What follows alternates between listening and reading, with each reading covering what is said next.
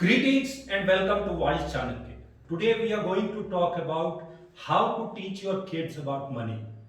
When I was small, money was a taboo subject in the family. I had no idea what my father made or how much things would cost. Today's society is much more transparent and it's important for us to be open with our kids about money, especially in regards to chores and allowances. We all want our kids to have a more solid foundation when it comes to finances, savings, and spendings. An allowance is a good tool to teach your kids about personal finance. Let's talk about five things today. The first one, teach kids that there are no free lunches. In the professional world, cash flow is directly related to the work production and performance. So it's important to teach your kids at a young age that money is earned. There are two types of people I have met: those who pay their children for chores and those who expect their children to do chores because they are members of the family. While I do agree that kids should pitch in because they are part of the family, but I also believe that chores can be a good way to teach kids ethics and that an allowance is only provided when it's earned. You should set expectations with your child. Talk to your kids about the difference between daily chores that are expected of them and additional allowance earning chores. For example, making beds, tidying up the room, and doing schoolwork might all fall under expectations. While cleaning the table, folding clothes, mowing the lawn may fall under allowances that can be earned. Define chores in relation to the allowances. Chores associated with an allowance should depend on your child's performance. If you ask your kid to load the dishwasher and he or she does a poor job, you should reserve the option to ask him to redo it or withhold the allowance. Number two, offer spending guidelines.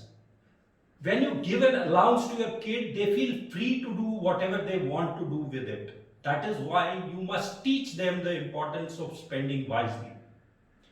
Teach them how to split funds into category. Teach kids to split money into three sections: one for spending, the second for saving, and one for giving. Explain to your kids what each category is for and why setting money aside for saving and giving is so important. Start a dialogue with your kids about money. Talk about the difference between investing in something that lasts against buying items that provide short term enjoyment, such as a candy. Kids should learn that money and purchases carry value, so it's important to consider the long term effect of spending and saving rather than just the immediate results. Help them to create a budget is the third point which we are going to talk about. Recently, my son asked for a toy. The price was way too high to justify buying it outright. So I gave him the opportunity to save his money so that he can earn the toy by doing extra chores. To inspire him, I printed the product with the pricing and stuck it on the wall in his room. I was amazed at how dedicated he became for earning the toy.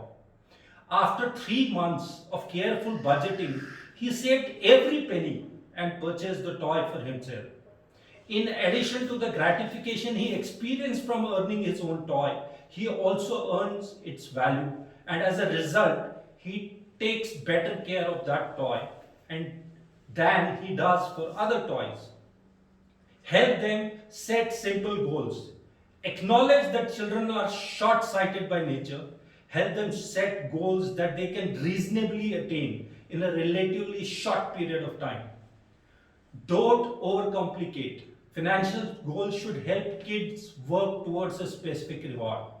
By giving your child something to look forward to, chores become a priority, and your kids are less likely to waste their allowance on cheaper stuff. Number four, teach them the art of negotiation. One argument against paying your child for chores is that he or she will eventually negotiate more money for doing the same activity.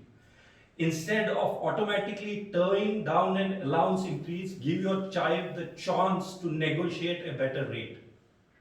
Allow your child the chance to discuss his or her current allowances and chores, bringing valid and sustained argument on the table when negotiating a better rate. For instance, encourage your child, your son or daughter to research the going rate for a car wash, and by listening to the negotiation you enable your child to feel included in the family's finances. Find a compromise. If your child wants a better rate for washing the car, you have the opportunity to negotiate for other things. Perhaps you could offer 200 rupees a week if he also cleans the car inside. You have a chance to teach your child the skills he or she will need as an adult. Number 5, positively reinforce whenever your child does something good. One of the best ways to teach your kids about money management is to offer lots of praise.